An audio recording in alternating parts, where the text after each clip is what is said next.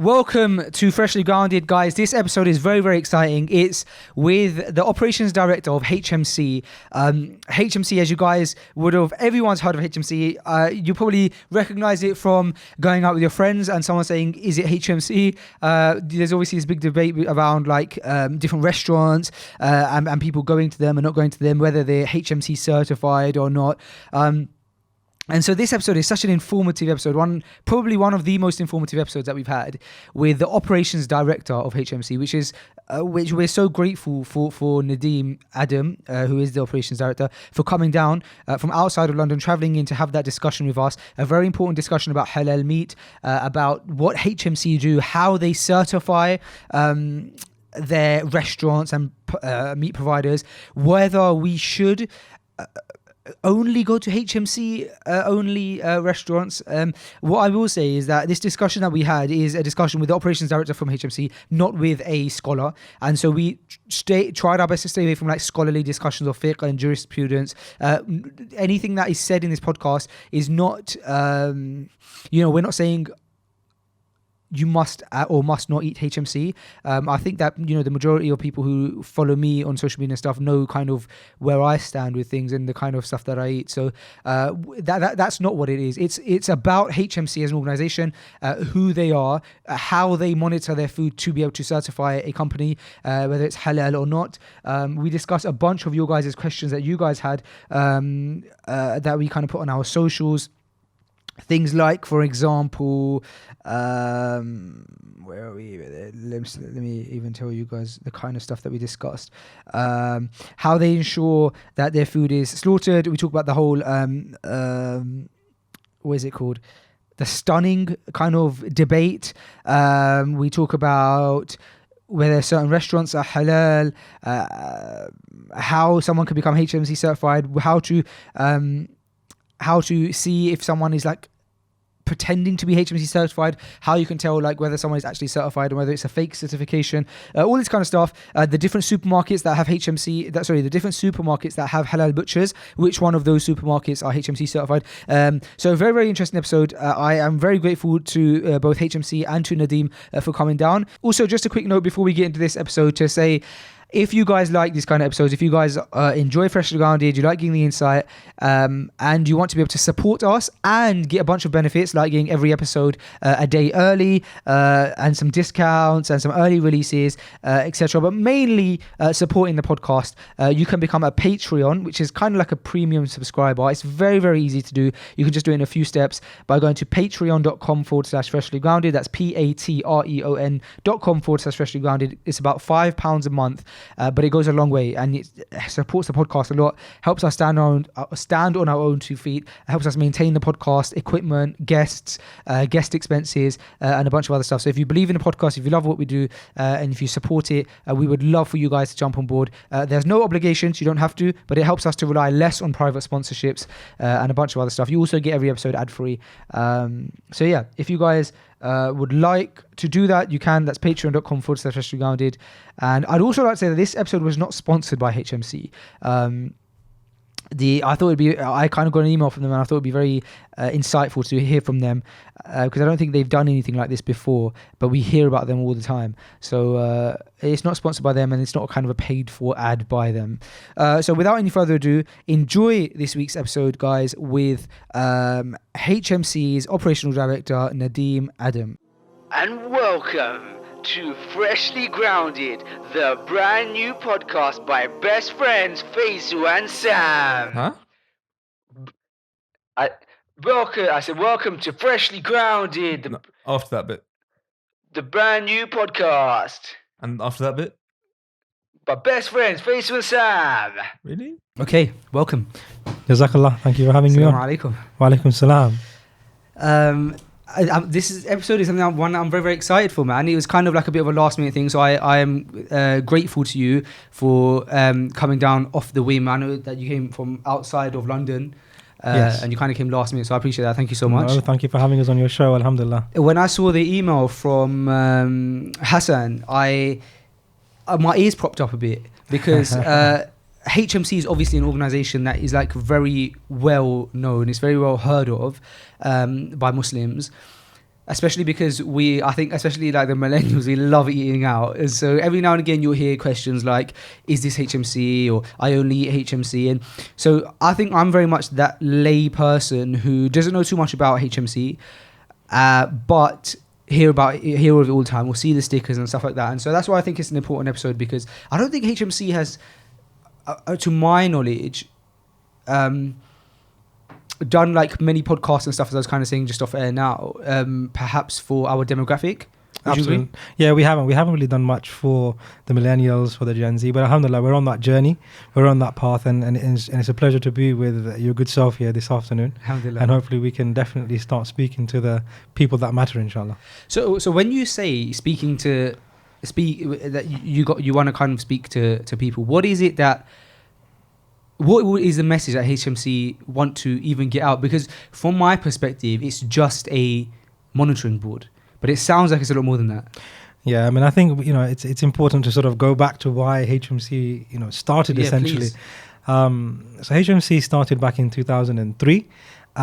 This was at the back of a lot of food fraud that was taking place at the time. There was a program called the Chicken Run that was aired by the Panorama. And they were investigating a lot of imported meats coming in from mainland Europe, which was injected with water.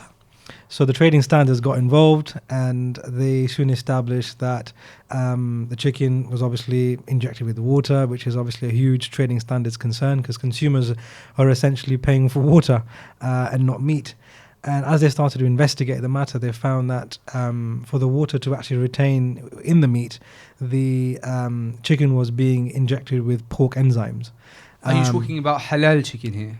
Or like so-called halal? So-called halal chicken, fine. or just chicken in halal, Okay. chicken in general, sorry. Fine. And a lot of this ended up in the halal market, unfortunately. Specifically here in London, unfortunately, as the program concluded.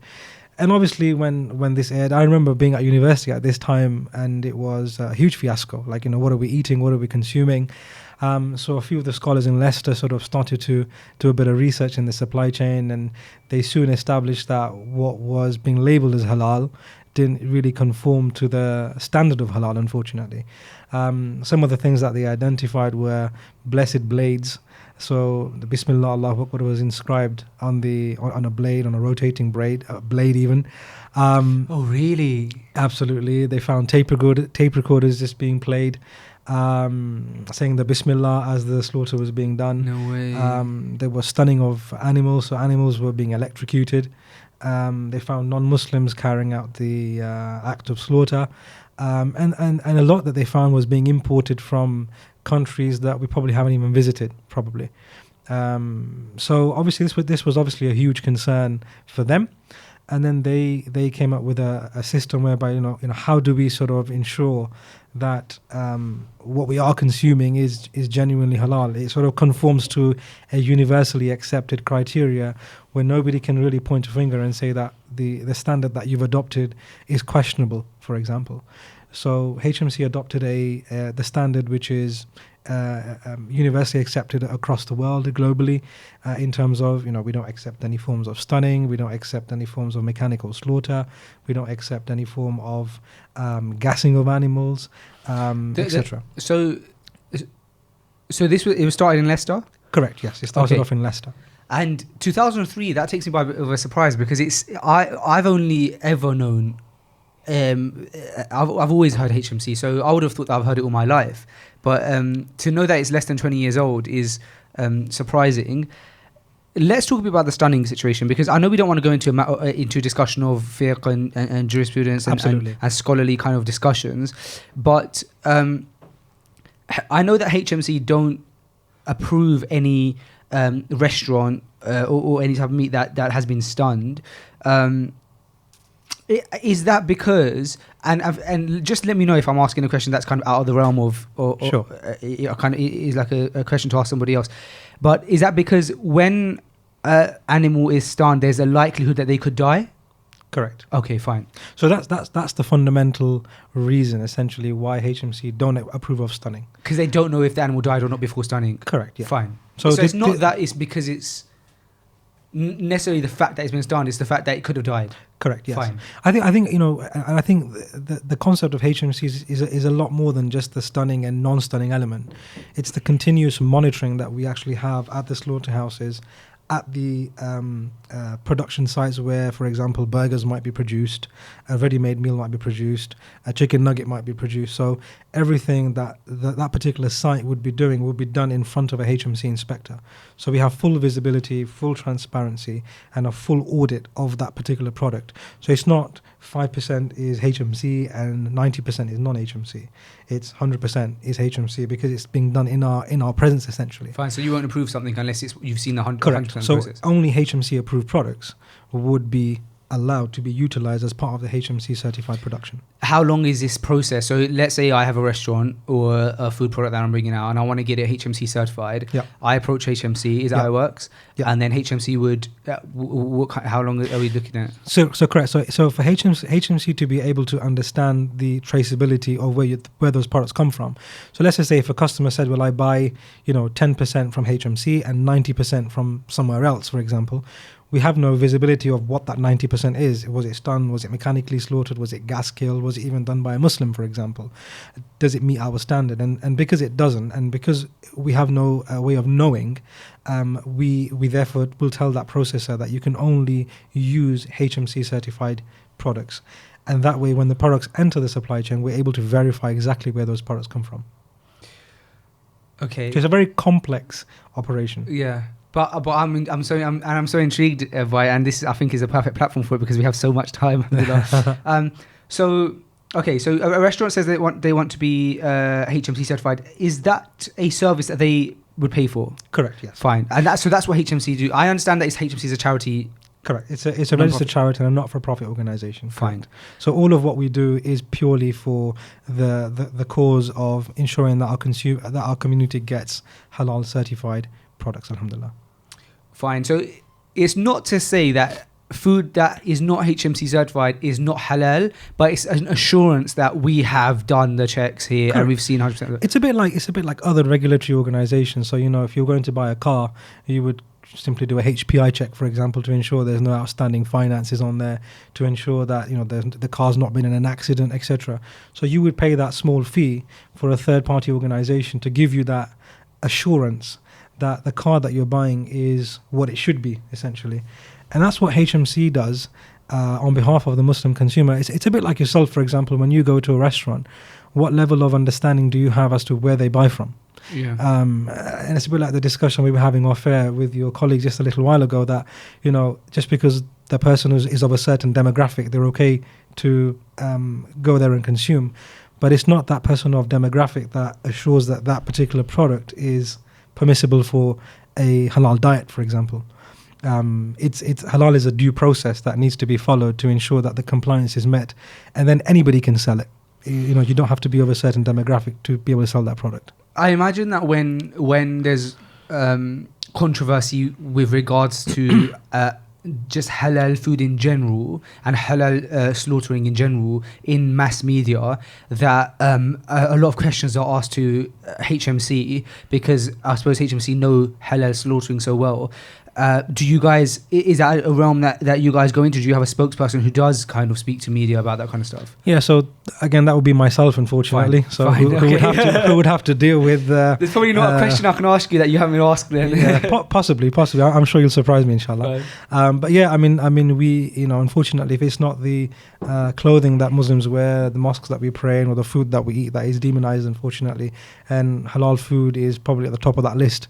So yeah, alhamdulillah, HMC, again, on behalf of the Muslim community, defends the principle and the ethics of halal, and essentially it provides a service on behalf to the Muslim consumer, so that they can be assured and have that guarantee that what they are going to be eating has been vetted throughout the whole supply chain, alhamdulillah. And has HMC directly deals with food only? at the moment. Correct. Yeah. Does it have an intention to delve into other products like clothing and stuff like that? I mean, we get asked that question a lot of the time, you know. So we get asked about Islamic finance. Can you come and certify Islamic finance? Can you come that in? must be a really popular Oh, one. it's a massive one. So Yeah. can you come and certify clothing, like you rightfully said? Right. And again, you know, we're just about trying to, as I said to you before, you know, the market that HMC works in is, you know, we're probably 5 to 10% of the market in terms of regulation. That's regulated. 90% simply remains unregulated. So therefore, Wow. 9 out of 10 Muslim consumers are going into a store and buying something that probably the butcher or even the restaurateur doesn't know where it came from.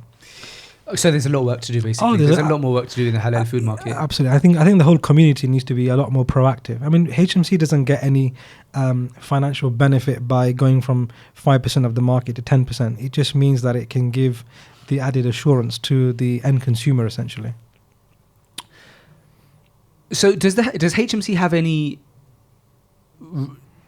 as a regulator, do they have any kind of power to enforce, or is it just that if a restaurant or food product becomes HMC approved, they're approved by HMC, which is a respected kind of certification to have, and if you then find out that there's something that isn't that you guys don't approve of, then you basically strip them off that Correct. certification. Correct. That's where that's what happens. Basically. Correct. Yeah. I mean, Fine. if we find anything anomalous, it's like any accreditation. You know, it's like a driver's license. Sure. If you've got too many points on your license is going to go away.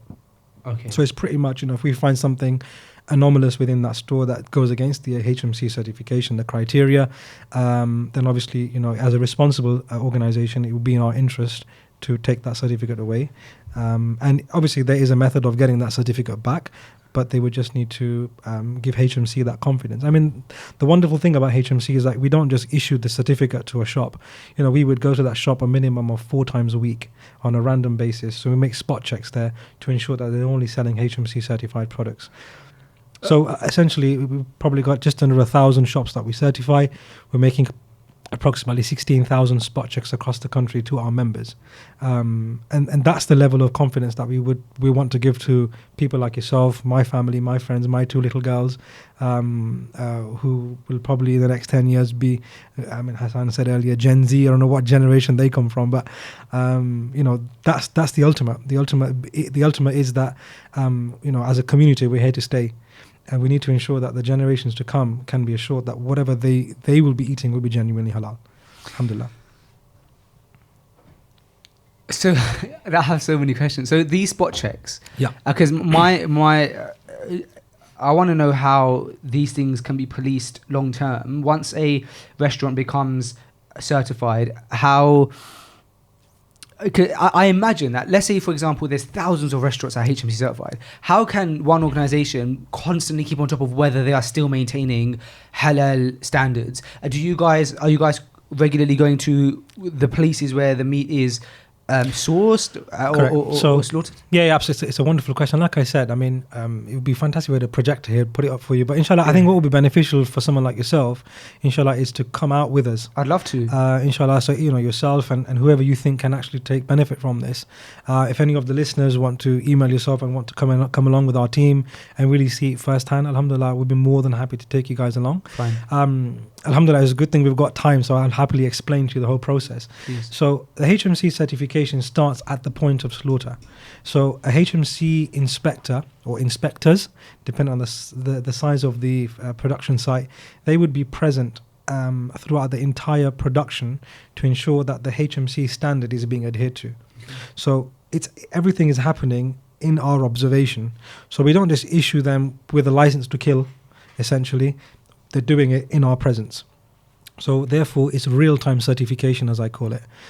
So the slaughter is being done in front of us. A HMC inspector will observe the slaughter to ensure that the person carrying out the slaughter, if it's a 10-hour shift, then we'll be there for 10 hours. Wow. If it's for 24 hours, we'll be there for 24 Wow. hours. So it's the whole time that HMC will be there observing compliance to the standard. And if there's anything that is anomalous, there's some level of non-compliance that occurs in that time, in that minute, we'll be able to rectify it in that time. Not like we found out 6 months later that something went wrong on the 1st of January, that we would then try and do something about it. Then no, we deal with it in that time. And that's the beauty about the system, essentially. And if that product is approved by HMC on that day, if it's a chicken, for example, it would carry our serial mark. And that serial mark will have a number on there, a unique number. And that number will then be uploaded into the cloud. So we have our own technology that we use, our own app that we basically developed that covers that covers all of our business process. So all of our business processes, all of our workflow, every aspect of our operation is on the application that we use. And that gives us full traceability. So, for example, if you went into your local butcher, for example, and or HMC certified butcher, shall I say, you picked up a chicken and you rang the HMC office and said, "I've got this chicken. The sticker number is 12345." We'll be able to tell you in real time that where that chicken came from, the day it was slaughtered. That exact chicken? That exact chicken. Wow. Yeah, the day of production, the slaughterman that carried out the slaughter, which HMC supervisor supervised that production, Wow. and the actual product as well. So we've got full traceability, independent traceability on that product. And let's just say, for example, that product was then destined to go to a manufacturer that makes burgers, for example. Again, when that product enters the supply chain to the burger manufacturer site, another HMC inspector will be present. That inspector will intercept that delivery to ensure that the meat products that they are using are HMC certified. So because it will have our serial mark on there, it'll have the unique serial number on there, and they will then allow that production to commence. They will oversee the production, and they will then again reapply a HMC certification mark on each of the pack. And again, if you went into your local butcher or your local supermarket and you found a packet of chicken nuggets, for example, or a packet of burgers or whatever it was, it'll have a yellow sticker on there with the number. Again, if you were to ring the HMC office and say, I've got this pack in my hand, the serial number is 54321. Can you tell me if it's actually HMC certified? We will then be able to tell you it's actually a chicken nugget. It came from this slaughterhouse, it was manufactured on this particular site, etc., etc., etc. So we've got full traceability on every HMC certified product that you essentially would be consuming. Alhamdulillah. That's so... And we have approximately 220 odd employees across the country. We spend close to 20,000 hours each month in the halal supply chain, monitoring it, inspecting it to ensure compliance. That's so thorough. So it's very thorough, and I think if you, it's about responsibility. I mean, I think if you're going to take a responsibility for such a huge matter of halal, then you have to be doing it with some level of responsibility. Yeah, because I suppose that when you're certifying that something is halal, you're almost speaking on behalf of, or you're representing the religion, right? Correct. And the religion of Allah is no joke. Absolutely. Correct. And that's why people say, why do you need to be there full time? Well, if you look at food fraud, I mean, we don't report on food fraud, but if you sort of go onto our website, there's an article that we published maybe a couple of months ago, several months ago possibly. Inshallah, we'll get our Hassan, our marketing manager, to share that with you, inshallah. And it was talking about food fraud just by Googling halal fraud. And a lot of articles came up, and we reported on this to let the consumers know that this is what's happening in our community. So somebody who wants to keep up to date with the findings of HMC or the research of HMC, there is a somewhere where they can go and do that. Absolutely. Is that your website? Correct. Yeah, you can go into our website. You can go into our social media platforms, and all of the information that you would want is there. Alhamdulillah. How do you guys police frauds? So we're saying people who do you guys see many restaurants that have a HMC sticker on the front of the restaurant that are not HMC certified? So many people use the HMC certification mark, which is our intellectual property essentially. Okay. And they pass off as being certified when in fact they're not. I guess it's a sign of success, I guess, when people are trying to use your name when in fact they're not, because they want to attract customers to you. Yeah. But obviously there's a right route that you want, as a business owner, you need to go around to use that. So we do use the social media, we do use local trading standards, we have a legal team who look into this.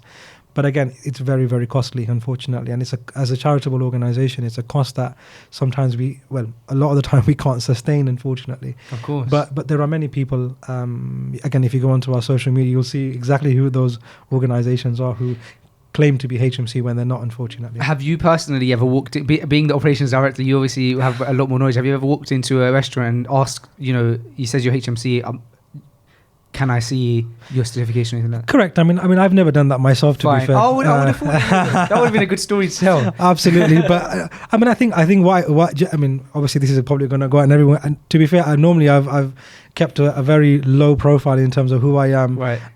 Purely because I can sometimes do these sorts of things, like you said, go in and really sort of scrutinize what's happening. Does the monitor come? How often does he come, etc. So alhamdulillah.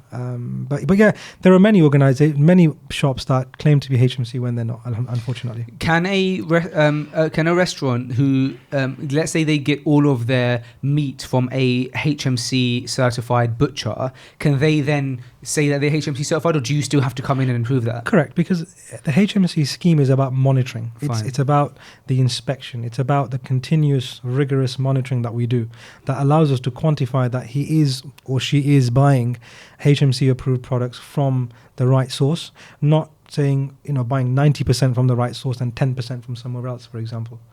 There's a lot of restaurants that sell non-halal meat and halal meat as well. Would you guys ever approve of a restaurant that, would you approve of their halal meat being HMC?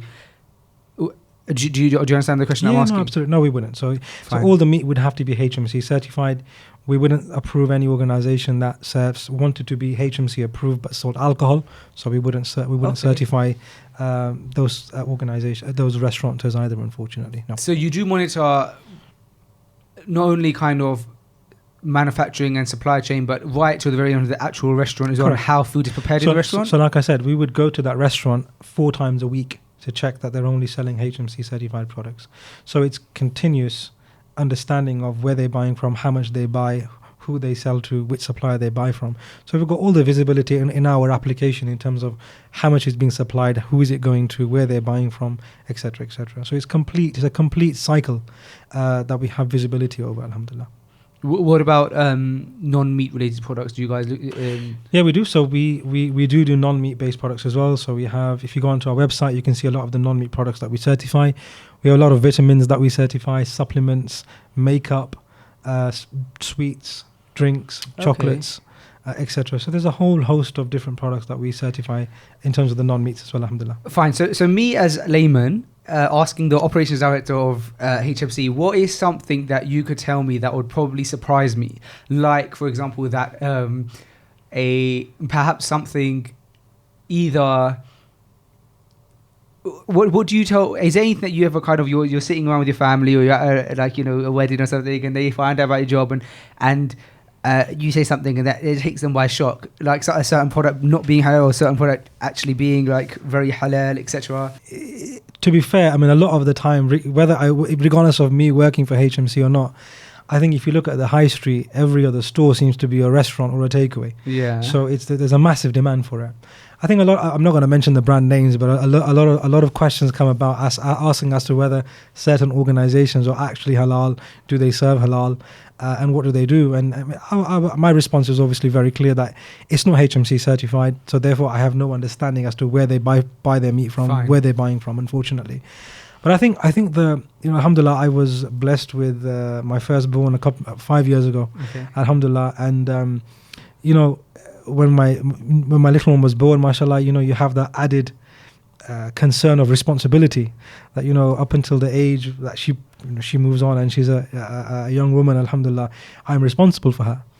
And not so long ago there was a massive concern regarding school meals. I don't know whether you had the opportunity to see this. No, I didn't. So across the country, a lot of school meals, unfortunately, were lamb burgers specifically contained up to 50% pork inside there. Wow! And that was being fed to young children. And these were being pushed off as halal. Correct. Yeah. Wow. So they were passed off and given to little children who are innocent, essentially, who can't really make a decision as to whether they need to drink this or they need to drink this, or eat this even, whatever it is. And we later found out through different mediums, that the meat that the children were consuming for God knows how long was 50% pork inside there. And that was very much alarming for me at the time, obviously being a new father, for example. And that concern for me was huge. To say that, look, my little daughter is going to go to school in several years' time, and who's looking over the halal? Who's looking that, not just her, but many fathers, many mothers will be sending their children to school, having a packed lunch maybe, but, some children will have a school meal, for example. And when they do have this school meal, is it genuinely halal? Yeah. What will they be consuming? And these sorts of things, they seem to be cropping up in our daily life. And I think this is something that we as responsible Muslims need to take heed of, that these things exist, this is actually happening. And we're all responsible people, and we have to take responsibility for our actions, essentially. And if we don't, then, you have an organization like the HMC who is there working tirelessly in the supply chain to bring some level of confidence, or to give consumers like you and I, and our families and our friends and our children and our generations to come, that level of confidence, alhamdulillah. Do you get frustrated when people have the argument, like I had in there, that a bit of a laid-back approach that, it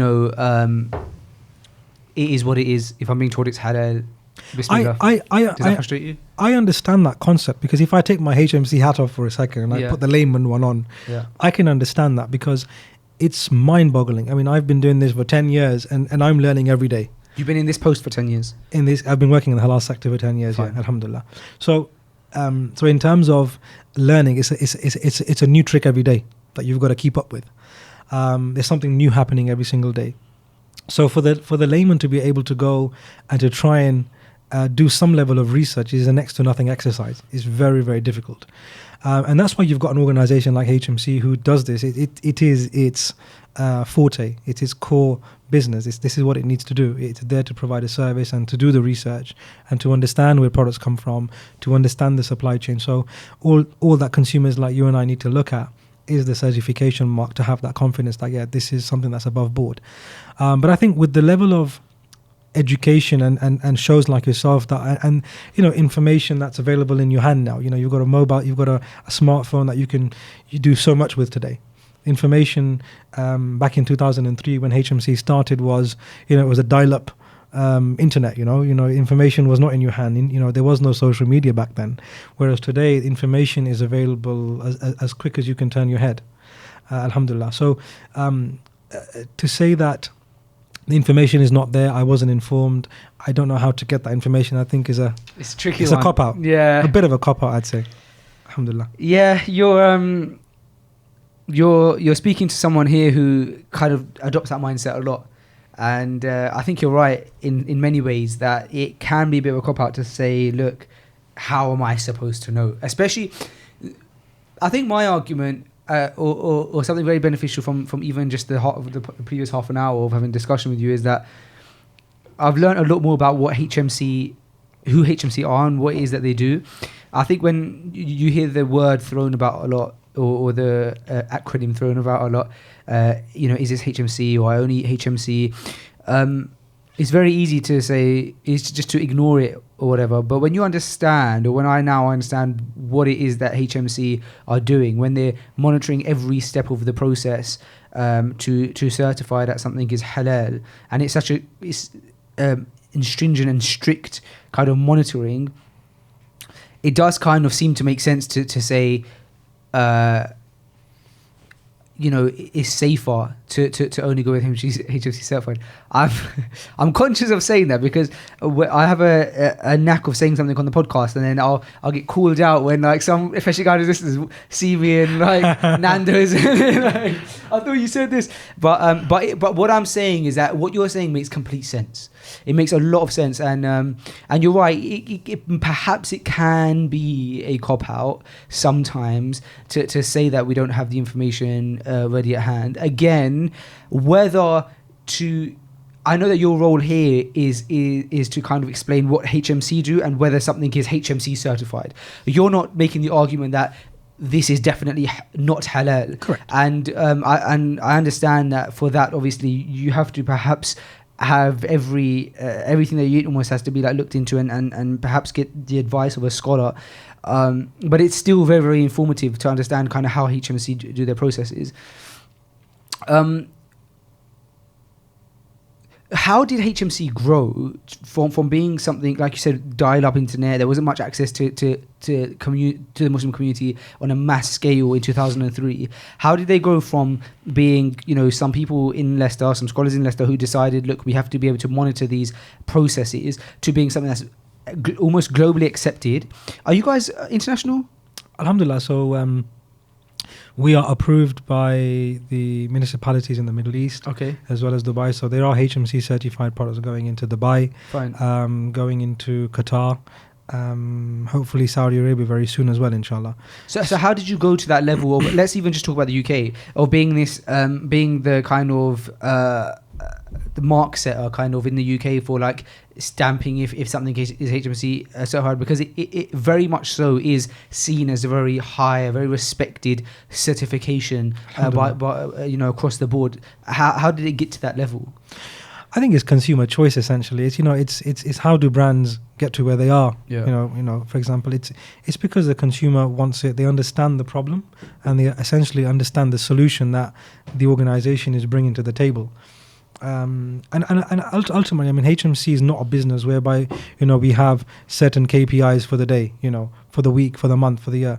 For us, it's even if there's only one store in the whole country where there is something that is monitored that you and I can go and consume and buy from, that is HMC's objective. HMC's objective was never to get to thousands of stores, for it to go to the Middle East, for it to go to the global market. That was never the case. The case was the business case was always one store where we can go as Leicester people or the people of Leicester to get a product that has been monitored from farm to from slaughterhouse to fork essentially. But because the system and the mechanism has been liked and loved by so many across the country, many scholars got on board with the scheme because they understood the problem. Many consumers understood the problem. Exactly like you rightfully said, it's better to go for something which is assured than to go for something which is not assured. If that makes any sense. I mean, a question, Jamie. You said to me you just had a little. You're on paternity, I believe, but you're with me here today. I'm technically on paternity leave right now, yeah. I've left the little one at home. MashaAllah. So he's, at the time of this recording, he's about 10, 11 days old. Yeah. MashaAllah. So I have a question for you. Okay. So when my eldest daughter is 5 years old, so if I go back 5 years and this media report came out, but it came out in 2019 on the 8th of February, 7th of February, 8th of February, whatever it is, alhamdulillah, October even.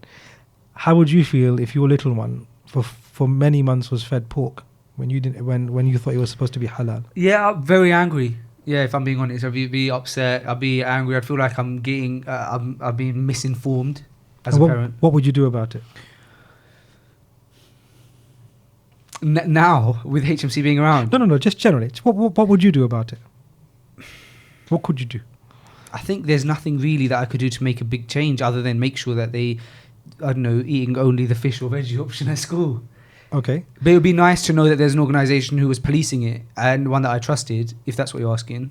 I think it's about the, if this can happen in a school that's regulated, that has systems in place, then my question to you would be, what's happening in the high street where there's no systems? Yeah. I mean, where does that put you? Where does that put your thought?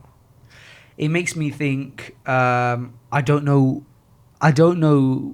I can't be sure that I know that the meat that I'm eating is halal and abides to the halal standards in all of the varying ways that it should.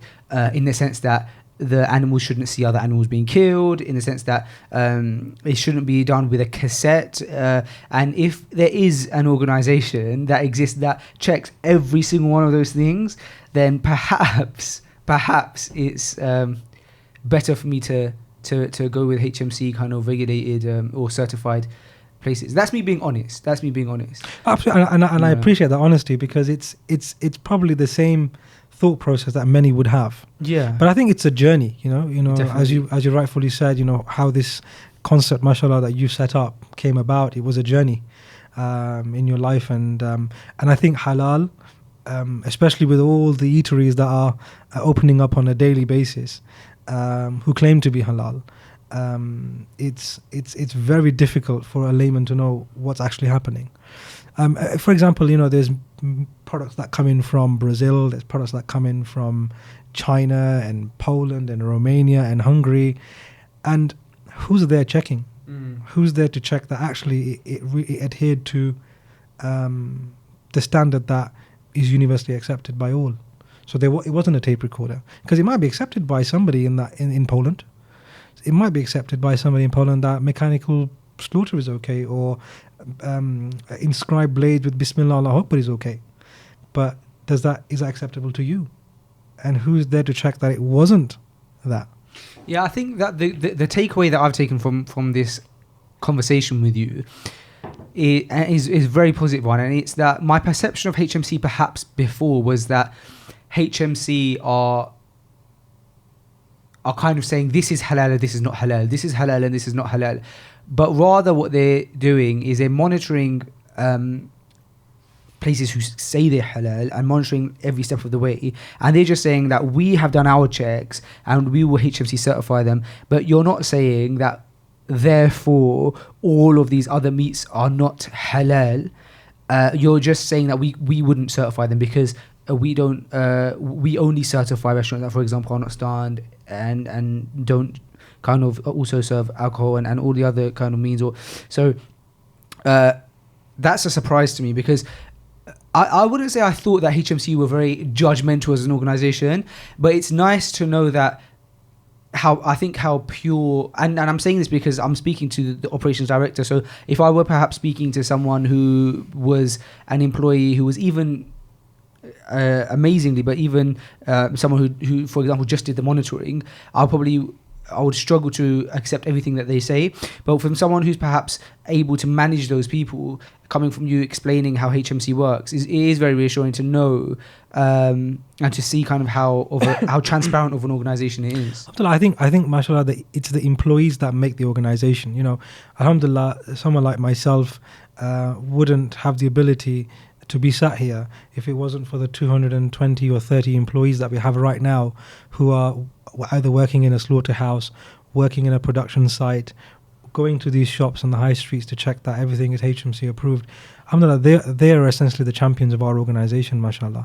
If it wasn't for them, we wouldn't have the ability to do what we do. So it's all praise to them. To be fair, they could easily be doing something else, working for another organization, earning a lot more money, alhamdulillah. But a lot of the employees that work for HMC do so because, one, they believe in the concept of providing public benefit, and doing something for their community, giving something back, and being a part of something that allows Allah Almighty to be happy, essentially, and allowing you and I and our families and friends to fulfill our dietary needs, alhamdulillah. Would you ever eat at a restaurant that's not HMC certified? Personally, myself, no. To be fair, I only eat meat once a month. Really? Yeah. So okay, I only eat meat or chicken once a month, and one meal a month. One, either a chicken in a month one, poultry in month, lamb in month 2, beef in month 3. That's amazing. Yeah. That's very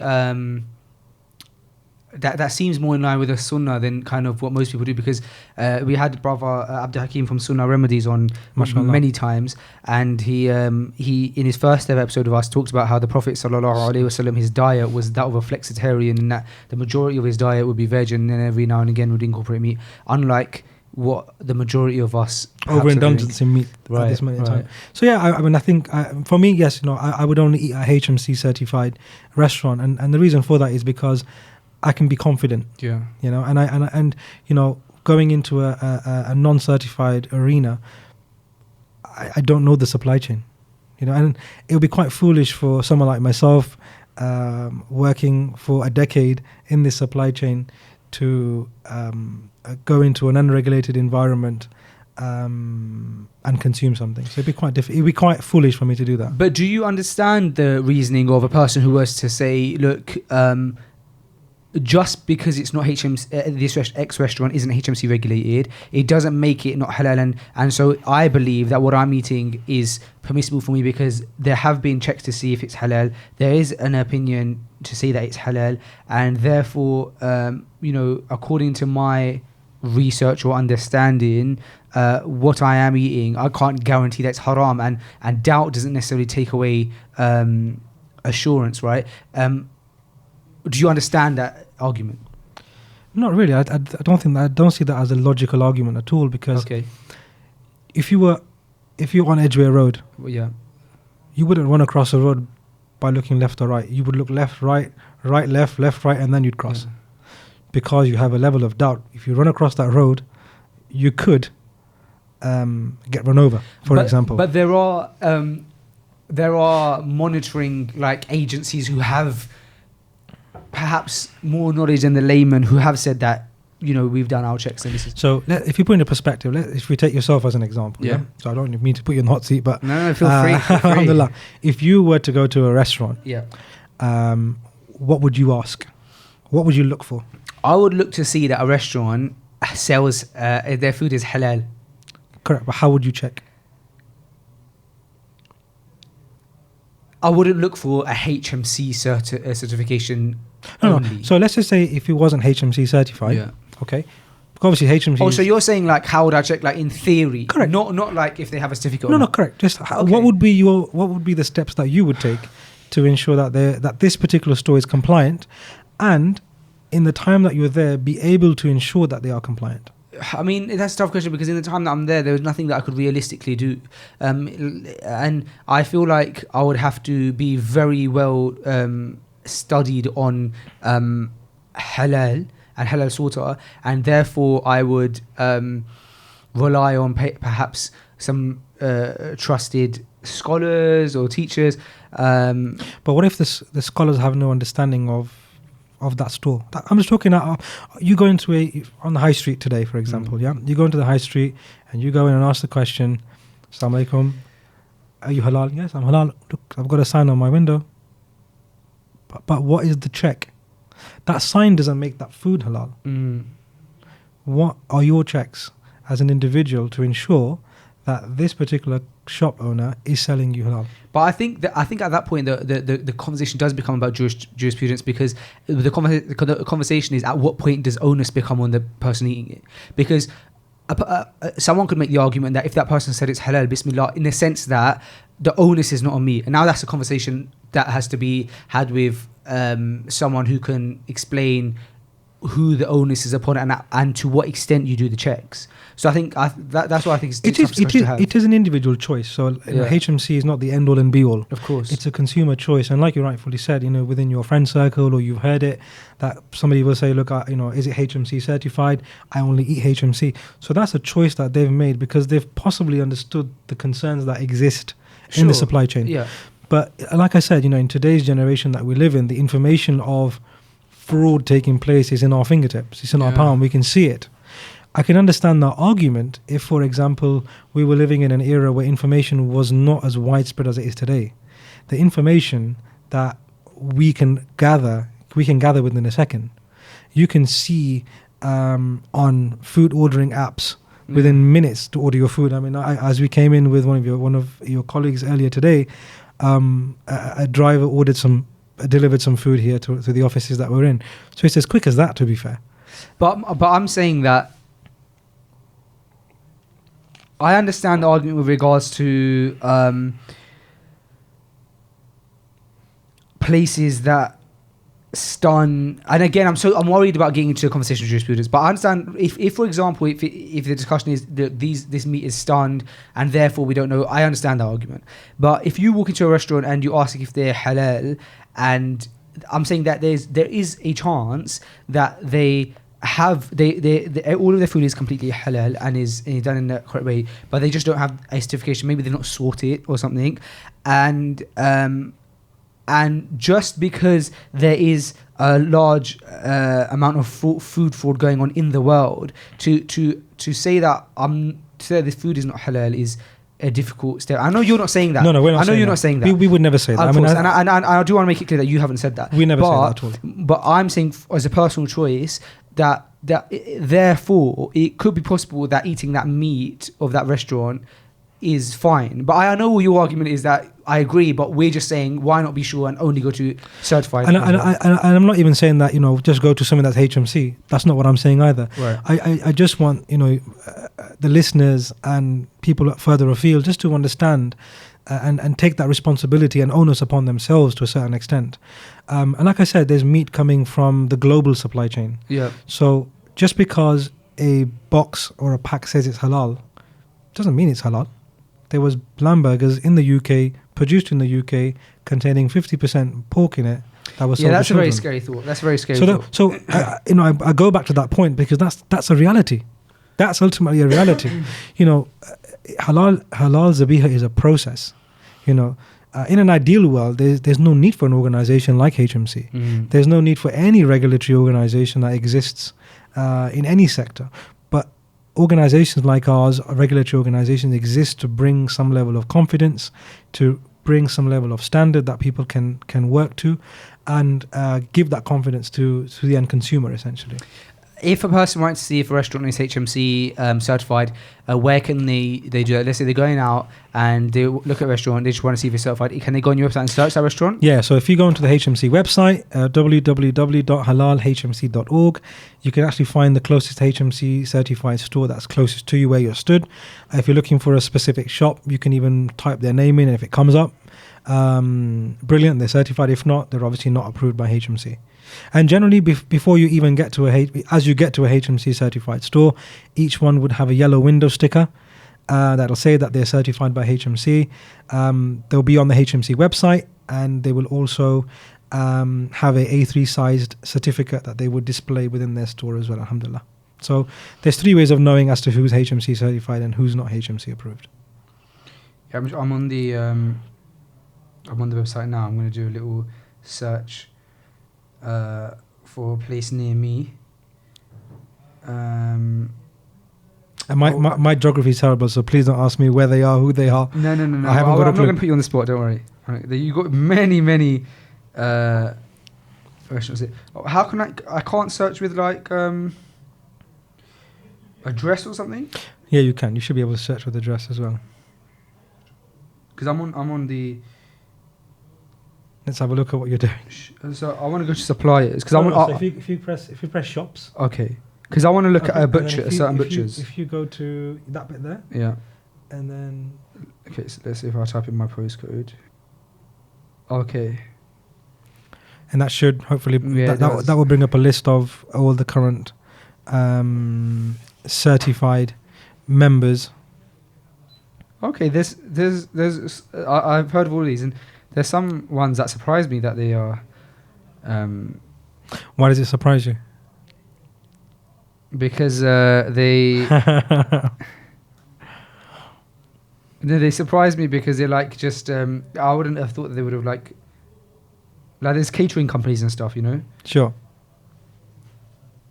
But the one I was looking for anyway, that's not on here. That I can see. It's where I get my meat from in terms of butchers. The next thing, I'll tell you what you do next time. You go in there and say, I want to have a look at the boxes that you're buying from. Okay. If you give me a call, I'm happy to tell you exactly where he's buying from. So supermarkets that have halal meat counters. So alhamdulillah, you do get HMC certified counters inside Tesco's and Morrison's as well, alhamdulillah. Tesco's and Morrison's. Correct, yeah. So is that you saying the ones that are not necessarily? No, absolutely not. It's not. Again, for me and for HMC, it's not about saying. I think. No, I'm not saying that you're not. That you're saying that they're not halal. I'm saying that the other ones haven't been HMC certified. Correct. They're just not approved by HMC. The only ones that have been approved by you guys so far, Tesco and Morrison's. Correct. So again, if you log on to our website, yep, they'll basically have obviously they'll be listed there, and also the counters will have the HMC certification in there as well. Alhamdulillah. The yellow window stickers, etc., etc. Again, we would visit that concession counter 4 times a week on a random basis to check that they're only selling HMC certified products. Alhamdulillah. Do you guys ever seek out suppliers in restaurants, or do you only let them come to you? So someone like Tesco, such a large organisation, would you go to Tesco and say, "Can we?" No. They would come to you. Yeah. So I think we don't actually have a sales team. Alhamdulillah. We don't knock on anyone's door. Alhamdulillah. It's an informed choice that every business makes that they want to become HMC certified. Why is it a charity? Sorry. Why is it a charity organisation? Is it just because your sole goal is to help the ummah and it's not to profit off of? Correct. I think our main goal has always been to provide public benefit. You know, that's our sole purpose, and that's through education. That's through coming onto shows like this. That's actually having a voice for halal, protecting halal. Essentially, I mean, you just saw a couple of months ago, Belgium banned halal, Denmark banned halal. And all these countries are one by one banning halal. So there needs to be leadership within our community here in the UK to actually ensure that, you know, we do a lot of work with central government, we do a lot of work with the media, like I said, and, you know, there needs to be a voice, essentially, an informed voice that can actually tackle the problems and speak about what is important to the Muslim consumer. But in terms we need to support ourselves, because if we don't support ourselves, then tomorrow halal may become something of the past, and that's not something that we want. Unfortunately, alhamdulillah, inshallah, we don't want that. You know, we want halal to be here and not for it to follow suit like other EU countries. Alhamdulillah. I'm going to do something that I don't think I've done on a podcast yet, or I haven't done in maybe a good year or so, and I'm going to while we're having this discussion, because we've still got time, I'm going to put out a post on the Freshly Grounded social, and I'm going to just a blank post, and because I want to know what our audience would like to ask if they had the opportunity to ask kind of a representative of HMC, because I know that this is an opportunity that, you know, perhaps they won't have again, and I know that because. So would you be open to that? To me, putting that out, nobody would ask. Absolutely, no, absolutely. I mean, you know, whatever, you know, any questions that they have, alhamdulillah, be more than happy to answer them. Not a problem, inshallah. Fine, let's put that out now. So as we speak, so we'll say questions. If you could ask a question to a HMC representative,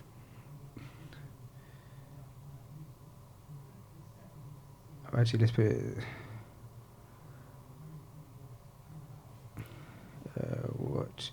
What would you like? Would you ask? But I think it'd be very. I'll be very keen for you know, for the HMC to take yourself and a group of people. I'd like to the whole supply chain. You know, and you will see for yourself exactly what HMC does, and why those levels of checks are needed. I would like to. I think it would be very good. Okay, so if you could ask a representative of HMC anything, what would you ask? I want to kind of make it clear that it's like not just a representative, but someone who kind of could probably answer it.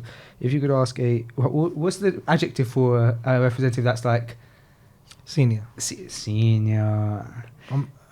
If you could ask, I know you're going to be very humble, and if you could ask a senior representative of HMC, people would know what that is, isn't it? Should I put in brackets Halal Monitoring Committee? Monitoring Committee.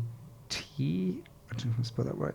If you could ask a senior representative of HMC anything, what would you ask? We're going to try and get your questions answered.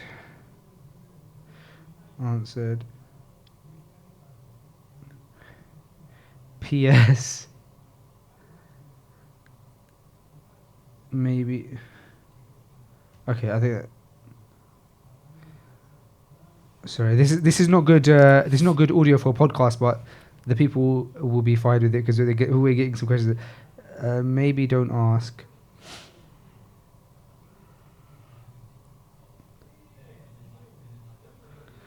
I said in brackets, maybe don't ask if Nando's is halal. I'm sure you get asked all the time. Absolutely. Happily discuss that off air with you, no problem, Fine. inshallah. Okay, cool. I'll put that out there. So let's see in about 10 minutes' time what questions we get. But let's carry on the discussion. Apologies for anyone listening who just heard silence for the last 5 minutes. Okay, so like I say, this has been such an informative episode for myself already. I think that I have...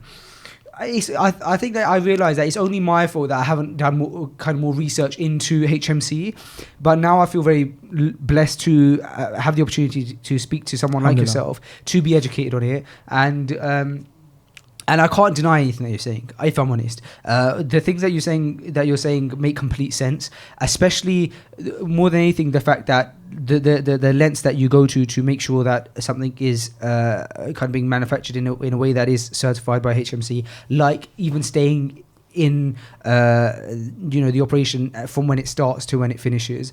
I mentioned some of the stuff that ensure that something is slaughtered in a halal, an animal is slaughtered in a halal way, like for example the animal not seeing other animals being slaughtered and stuff like that. What are some other things that perhaps we don't know that are actually quite important in that process?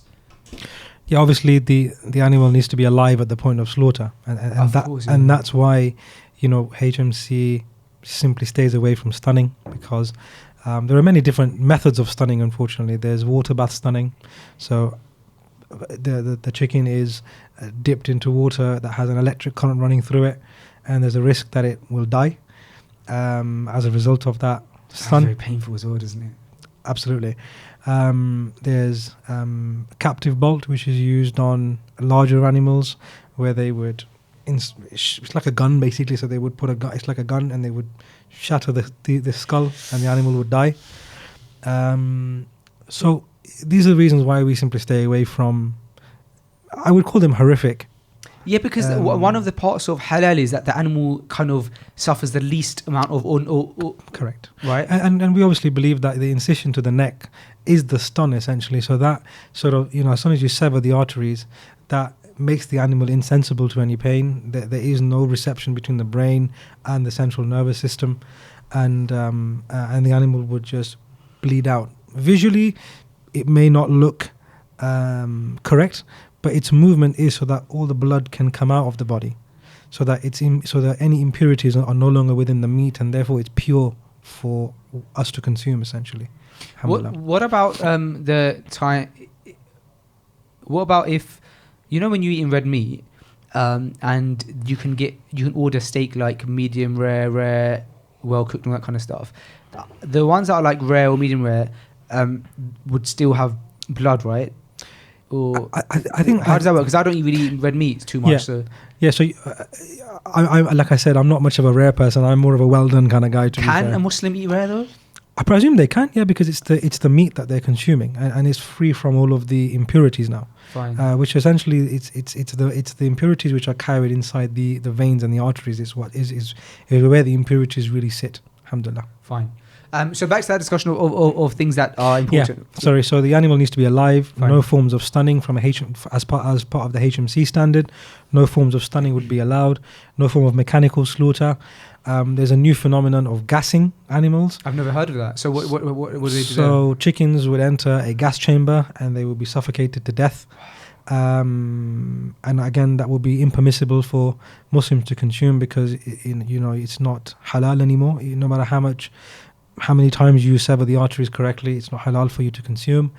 That the act of slaughter must be done by a Muslim, by a trained Muslim slaughterman.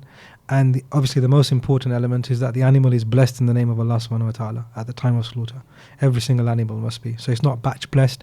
Every single animal must be blessed at the time of slaughter, alhamdulillah. And then I imagine also kind of post-slaughter, then there's ways that it needs to be dealt with kind of when being prepared for food as well? Correct. So it obviously needs to be safe as well. So obviously the sites that HMC work in, they're all EC approved. They're licensed by the Food Standards Agency, and they obviously have systems and processes in place to ensure that the meat that is being produced is, number one, fit for human consumption, The temperature controls are in place. HMC responsibility is to ensure that the halal elements are adhered to. One of the questions that we've got from our listeners, I think perhaps this is a question that is maybe to do with jurisprudence, is asking, what if a meat is halal but the oil they use to fry isn't? Is that something that you would probably say, ask somebody else? Again, contamination is a big issue. Cross-contamination is a massive issue, unfortunately. I mean, I probably know where that question's leading to and from, because there's a lot of questions that we get around this. Cross-contamination occurs where we would go into certain food chains and we would consume just the fries, for example. Yeah. I'm not going to mention the name of the supply chain. Oh, okay. But I guess it's one for them to speak to their local scholars, their local masjids, and I'm sure they'll be able to give them some guidance on that, inshallah. So you're saying, you're saying if, for example, fries are fried in the same oil as a non-halal meat, is that what you're saying? Correct. Yeah. Okay, fine. Yeah. We kind of touched on this, but I'll ask again because perhaps we didn't touch it directly. We asked about how you guys police some people who perhaps don't. Some people who say they are HMC certified but they're not. This question by a listener says, how do you differentiate from a real HMC certificate to a fake one? And that's a bit of a slightly different question, because is there parts of the certificate that are that we should look out for? Yeah. So if you look at the HMC certificate, like I said, there's 3 checks that we as consumers need to make to ensure that somebody is actually genuinely HMC certified. One, please do check the HMC's website. They will have a listing on there of that particular store. Even if you, for example, don't have an internet connection on your phone and you're outside of that particular shop, they will have a yellow window sticker that says we are certified by HMC. And as you go in, you can ask them for a copy of a A3 size certificate. And each certificate has 12 circles on there representing each month of the year. Okay. And every month will be a sticker will be applied onto every month with a unique serial number. And if you gave us that serial number, we'll tell you exactly who that certificate belongs to and if it's genuine. So you guys do monthly checks on each of the places? Wow. So like I said, we go to the shops 4 times a week. I thought that was just at the beginning for them to get their certification. No, every day. And throughout their whole entire life with HMC, we will go to see them 4 times a week. How? I suppose that's how you have so many employees, but Correct. Wow. So you're doing random spot checks and they are aware that it's HMC? Correct. Once you come in, they're aware that it's HMC. So they don't get a scheduled appointment. No. So let's just say if you apply to HMC today, so that's amazing. You've opened up a new store. Okay. And you say, I want to be HMC approved. So you go onto our website, you make an application, we'll vet your application, a local representative of HMC will come to see you. They will understand where you're currently buying from, or are you buying HMC certified products. And then they will do what we call pre-monitoring.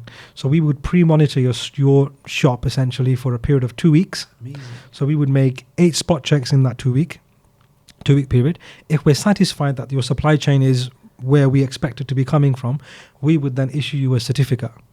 Once we've issued that certificate to you, we would then continue to make 4 spot checks every single week. So if you're with us for a year, you'll see us for 52 weeks of the year, 4 times a week. Okay, and is that just at the restaurant, or is that at the restaurant and the places that they get their meat done from? So if they're buying from a butcher, then I think we've got about 900,000 members at the minute. Every one of those is visited 4 times a week at the retail level. But you're saying not the retailer, the butcher. Even the butcher is certified by that. The list that you saw just now on the website. Think of a name that you saw. That butcher gets visited 4 times a week on a random basis. But the butcher, not the shop. And the restaurant. Okay, and the restaurant. And the restaurant. What about the farm? So we don't work at the farms, unfortunately, okay, purely because UK is 65% farmland, and for us to be able to quantify that is very difficult. But when you first do? Not at the farm, no. We start at the slaughterhouse. Which is separate to the farm. Yeah, so we don't work at the farms. There's no way that we can certify at a farm level because one, we don't have the skill set to do it, we don't have the resources, and we don't have the know-how. No, my fault. I thought that with my lack of knowledge, just how much lack of knowledge I have, I would have thought that they get slaughtered in the farm. Don't laugh at me. You definitely need to come out with it. I know. And to be fair, that was my misconception. Before I was working for HMC, I had the same thought process as you of, it's done on a farm somewhere. Yeah. Absolutely. It's industrial sized sites that are the size of a football pitch. Fine. Okay. Yeah. Oh, wow. It's massive. Fine. Huge places. I've got some more questions here. I think that the crucial part for me for HMC that, where HMC go above and beyond any other organization is the bit where we're going at the retail level. We're going to the shops where we're quantifying the products in real time at the shops. It's not just a piece of paper that says you're buying from here. No, we're going to come and check that you are buying from where you should be. Yeah, I'm so surprised at how thorough the checks are. It's actually really taken me back. And I even when you spoke about the spot checks earlier, I thought you had meant kind of in order for them to get their certification. No, it's throughout their life. So you said throughout their life. So does a organization get their certification for? Is it for a certain amount of time? Like, do they buy or do they go for like a 1 year certification and they have to renew, or how does it work? It's just continuous. So we never say you have to be with us, for 10 years, 3 years, 4 years. No, you're with us till when you want to be with us. Fine. And that's where the transparency comes in. Okay, I like that. I've just got some more questions here, so I'm trying to like sieve out the ones that we've kind of either already asked or are a bit Sure. Pointless. Okay, so we asked this question already. I don't know if you want to kind of add to it, your answer earlier, but this person asked the same thing I asked, which was, what if something is not HMC certified, but their sources of meat and chicken are? And your response to that kind of was that you prefer to actually certify that. So if I'm absolutely. So if I was a retailer and I claim that I buy from HMC certified sources, for example, or suppliers, they might be buying 10% from a HMC certified supplier, but they could be buying 90% from somewhere else, or they could be buying 90% of HMC certified products and 10% from somewhere else. Exactly. And it's the spot checks and the monitoring that HMC have in place that allow us to quantify where they're exactly buying from. And because every product, every box that we tape, every bag, vacuum pack that we pack, every chicken that we certify carries that unique serialized code, so we go through millions of unique numbers on a monthly basis. So every product will have a unique number on there, quantifying it back to where it came from. Another person's asked, do the animals that you guys certify under any circumstance get electrocuted? You pretty much said that. No. So we again, that's one of the unique elements about HMC. We stick to the prophetic way of doing things. Fine. We don't allow any forms of stunning to take place during a HMC certified production. I've got quite a common question that people have asked, perhaps a controversial one, but one that, as you say, you've probably been asked all of them, and I wouldn't be doing my job, I suppose, but if I just try to play it safe with you. A few people are saying that, there's a lot of outlets who say that their meat is HMC acceptable, but they find that the certificate is costly for them as an organization. Is there a way in which you can help with those organizations? So, our cost of certification, and if I put this into perspective for you, it will quantify how relatively cheap our certification actually is. So if you were a butcher or a restaurant, you'd be paying HMC £50 a month. Oh, okay. So that's what the cost of our certification is. That's a lot less than I would have expected. Correct. And what you get in return for that is you get somebody physically coming out to see you 16 times a month, essentially. So we obviously have to pay a wage for that person to come and do that work. You get put onto the HMC's website, which we get, hundreds of thousands visits every single month of people who are looking for specific stores in their locality. If you were to go onto a dedicated domain that does that, you'd be paying a lot more money for that. You also get a certificate in your shop window, and you get a physical certificate that stays in your premises as well. So in terms of the cost of certification, it's not a huge amount that HMC is asking for, to be fair. I could also understand if HMC said it's £50 a month, but there's nothing in return for that. There is no service. Yeah, like a one-time stint. It's just I can understand that. But I think it's the effort that HMC is making, essentially. We're not here to be fair, the cost of £50 doesn't actually even cover our cost. Yeah, I can imagine. So it seems very cheap to me, especially on an organisation level. If people are making that's like a one order really per like. If you quantify how much takeaway or how much meat you consume, for example, and you put that into perspective of your friend circle, family circle, you can imagine what sort of revenues are being generated. And to say, well, we only want £50 to be able to give your consumers and your customers that confidence, I don't think it's a price not worth paying. Just looking through the questions still, and like I said, I think I must have done quite a good job today in today's episode, because a lot of the questions are ones that I've already asked. Stuff like, are restaurants that say they're halal but not HMC certified still halal? And obviously you've answered that, and you just said essentially you're not saying that they're not halal, but they've not been certified by HMC, which is kind of the thorough checks that you guys do. Other people asking for what the criteria is, which we've already discussed. We got a question about kind of genetically modified. But we know that you guys don't necessarily go to farm level. I suppose that's farm level kind of discussion. It is, yeah. So somebody's asked if getting a nose piercing is haram, and that's completely off topic. That's not us. Yeah, I'm sure there must be another organisation.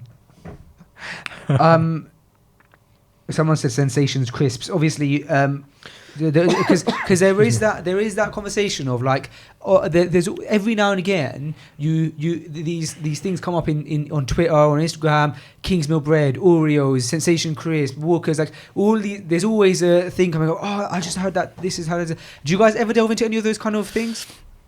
So I think the most recent one was Oreos. There's massive palaver about it, and it turned out that it was all fake. But do you guys ever delve into that? So like I said, we do certify non-meat based products, but again, that is another minefield in itself. I can imagine. Yeah, in terms of ingredients, where they come from, whether that product is actually genuinely halal, the lines that are being used to process.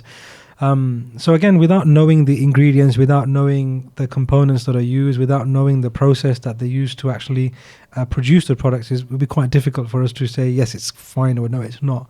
And I think one of the biggest issues, especially with non-meat products, is that my mother, even for example, she'll go into a retail store and she will pick up a product, she'll look at it, and she'll look for a V sign, and she'll be perfectly fine, but look for a vegetarian. So she thinks, it's fine, I can have that. It's for suitable vegetarian. I would do that, I'd say. I'm pretty much a lot of people that I know do that, to be fair. But there's such things as undeclared ingredients, so they don't need to declare it because it's below a certain percentage. And secondly, that the product may contain some level of alcohol when nobody's there to check it, for example. So even though something may be suitable for vegetarian, may not conform to a halal diet, for example. The halal Haribos, is that something was that HMC or not? No, that's not HMC certified. No, fine. They just came to but there are HMC certified jelly sweets options. Oh, absolutely, yeah, there are.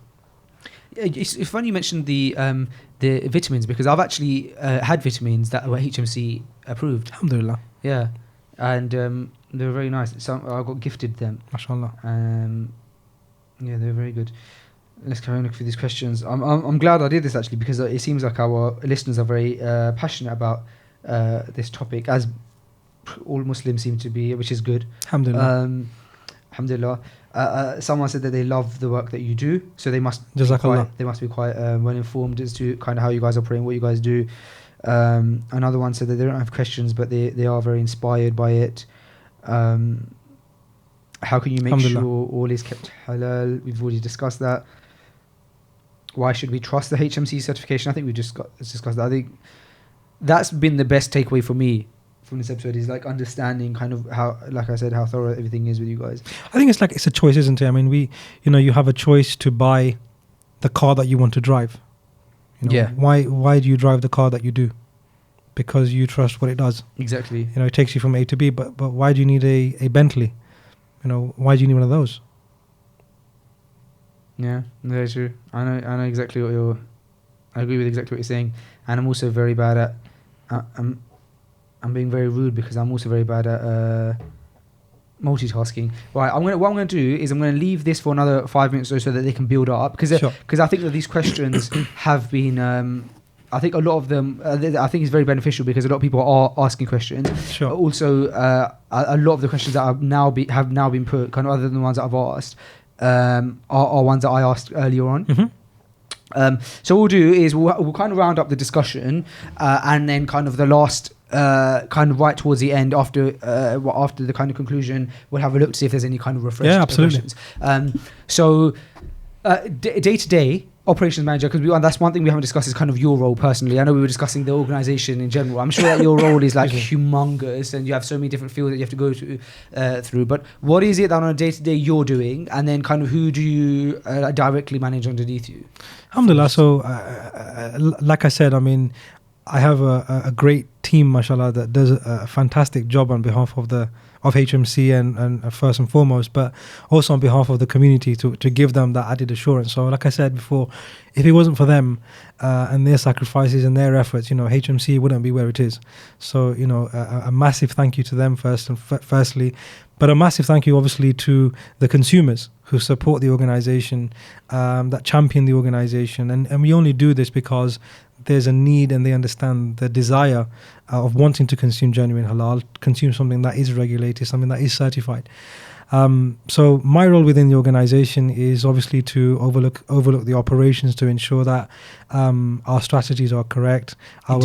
Internally, our direction is going in the right direction. The organization is moving into a positive direction. We is to liaise with our executive board, with our chair, to ensure that things are working correctly. And obviously to ensure that the different departments within the organization are functioning correctly.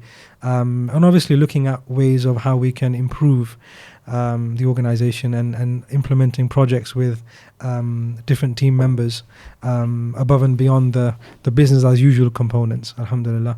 You've been in this field for quite a long time now. Do you see yourself kind of long term staying in this kind of area? Absolutely. I mean, I think for me, money has never really motivated me, alhamdulillah. You know, we all want fancy things in our lives, but by the grace of God, I still do and have whatever I've wanted in my life, alhamdulillah. A new gadget comes, it's on my table, you know, so alhamdulillah. Are you a gadget man? A bit of a gadget man. I'm a gadget man. I'm a bit of a gadget man. I've calmed down, to be fair, since my two daughters have taken over my life, alhamdulillah. I can imagine. But yeah, you know, alhamdulillah. I think for me it's about the public benefit, you know, the benefit, the intrinsic value of my job, that, you know, I'm doing something that's a part of something that benefits a community, my community. Even the wider community, it benefits them, because a lot of the time, you know, non-Muslims don't want to eat halal food, you know, and our organization is very explicit about what is halal and what's not halal, and that allows those consumers to make an informed choice that this shop is HMC approved, is plastered saying it's halal, and therefore they can make that informed choice. But at the same time, Muslim consumers can, you know, fulfill their halal dietary requirements by looking at the HMC certification mark. And it's that intrinsic value when I look at that mark and I see consumers eating, is that benefit that really motivates me to continue, motivates me to provide that benefit to the community. You know, sometimes you're working for a charitable organization, you've got a lot on your plate. You know, you've got a lot to do, work never ends, alhamdulillah, but it's that motivation that keeps you going. When you look around you and everyone's motivated by the same cause, by the same desire and the same passion, and that's what really motivates me to continue, alhamdulillah. It's very inspiring what you do, and it's very amazing to see that you, and it very much so comes across that you genuinely want to help the Muslims have a clearer idea Correct. of what they're consuming, and that's a very simple message. It's a very simple goal, but one that requires a lot of work. And so I also thank you, man, on kind of behalf of our listeners and myself, and to know that there are people in your role who are perhaps making sacrifices to ensure that there are these stringent checks done. So very much so appreciate that, man. No, absolutely fine. I mean, it's like I said, it's an honor to serve my community. You know, that's how I look at it, and that's how all of our employees look at it. That, you know, it's Allah subhanahu wa ta'ala chooses those who He wishes to do His work. And I feel honored to be able to be in this position, to be able to do that. And sometimes I think to myself, I pray that myself and the wider team are fulfilling their responsibilities to the best of their abilities, because it's a huge responsibility to say something is halal and for people to be looking at that sign and consuming it. So it's not just an organization that provides public benefit, but it's an organization that provides public benefit through a huge responsibility. So I'm quite honored to be in this position, and I hope that our organization can continue to do this for the generations to come, inshallah. Inshallah. Right, last couple of questions and then we'll end the podcast here. People asking about organic food. Is that something that you guys ever look into? It is, alhamdulillah. I mean, I think it's there is a HMC certified free range organically reared choices available. Okay. And they can log on to the HMC website to see them, inshallah, or they can go on, give our head office a call, and they can get directed into the suppliers that supply these types of product. So yes, they are available, but these initiatives come from the consumer, because an organic option, as I'm sure you can appreciate, is far more expensive than your generic product, as I would call it. So there is a demand, there's a growing demand. We get a lot of questions of people wanting organic. They want something that's not just halal, but they want it to be tayyib as well. They want it to be pure. Of course. They want from the the whole aspect, the whole rearing. They want a whole holistic approach to halal. And this is something that HMC would love to promote. And we have that vision that one day we will most certainly get there, inshallah. When I buy eggs, I buy free range eggs because literally the only reason being is because I think of eggs of chickens in cages, and I think that there's something where it just doesn't seem right at all. Is on a personal level, do you or from a HMC perspective as well, do they ever comment on stuff like that? In terms of, because I know that's kind of farming as well, so I suppose it's just not a conversation that happens, but just in terms of like, do you guys recommend products that perhaps you guys don't necessarily certify, but just being in that you're in the halal food or in the nutrition and food kind of area, do you guys ever give recommendations like that? Oh, please make sure that the food that you're buying or the eggs that you're buying are free range, that kind of stuff. I think we don't really make those recommendations. Fine. To be fair, I think it's a consumer choice. Sure. We're just here to provide a level of check, a level of assurance, to be that regulatory organization, that route to market where consumers can make a choice, then they can make an informed decision, essentially. And like I said, with today's widely available information on your smartphone, you can literally have an understanding of an industry within a day if you wanted to. Very true. Very true. Okay, last question. It's one that I assume that I would know the answer to based on the discussions we've had today, but it's just that what is the difference between HMC and other monitoring agencies? Sure. So, excuse me. So, as I said, HMC have visibility on the entire supply chain in terms of the meat sector, from the slaughterhouse right the way through to where you and I would buy that product from, essentially. And we've got independent traceability of each one of those products that we certify as well. So if you were to pick up that product, alhamdulillah, we're currently working on an app. So whatever information we see about the products that we certify, you'll be able to download on an app and you'll be able to see exactly the same information, inshallah. So essentially you will become a pseudo HMC employee, inshallah. So that's what we want to do. We want to make, our vision is to make our operation as transparent as we can, taking into consideration everyone's feelings and legalities and all of that. But we want to make the HMC operation as transparent as possible.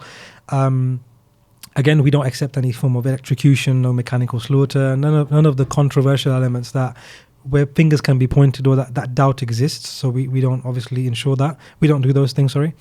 And secondly, which sort of supersedes the 2 points that I mentioned, was the concept of monitoring is actually being there in the supply chain, as I mentioned before, from the point of slaughter right the way through, and having the visual check throughout the entire day of production, 365 days a year. That for me is what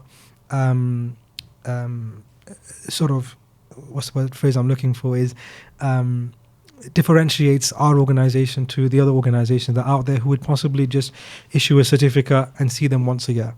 That's the differential between the organizations that are out there. Nadeem, it's been absolutely amazing having you on the podcast. Jazakallah khair, barakallah feek for joining us. Jazakallah. Thank you have very a much. role within a very large organization that has that requires a lot of your time. And so for you to Alhamdulillah. take out an entire day for us, travel down from Leicester down to London, it speaks volumes, man. So I really, Alhamdulillah. really appreciate it. You guys could have sent down any representative of HMC, and we would have been grateful for it. But the fact that you yourself chose to come down, it shows, it speaks so many volumes about both HMC and yourself. So it really Alhamdulillah. means a lot. Thank you so much for joining us on Freshly Grounded, for being so informative. Thank you so much. For allowing me to ask some questions that perhaps were a bit uncomfortable, maybe. No. But it means well. Jazakallah khair again. Thank you to yourself and for Hassan for coming down. Jazakallah. And inshallah, perhaps we could do it again sometime. No, I think definitely would love to do this again. I think it's been an invaluable session for us, very valuable for us, alhamdulillah. And like I said, for us, there's no gain other than the consumer even being able to make that informed choice. But and I would love to hopefully have yourself and a few of your friends, family members, whoever it is, to really come with us into the field and really see for yourself Let's what it is that we do. happen, inshallah. And inshallah, really come back onto your podcast again and report back to your listeners to say this is what you found, inshallah. We'll make that happen, inshallah, bro. There's a guy, like I mentioned before, Abdul Hakim from Sunnah Remedies, who I think would love to come down as well. So Inshallah. perhaps a few of us can make that trip and maybe even document it. Absolutely, a pleasure to have you And guys. I appreciate your transparency. For the You're most conversation. welcome. Jazakallah khair. Jazakallah. Nadeem, Thank you so assalamu much. alaikum. Wa alaikum salam.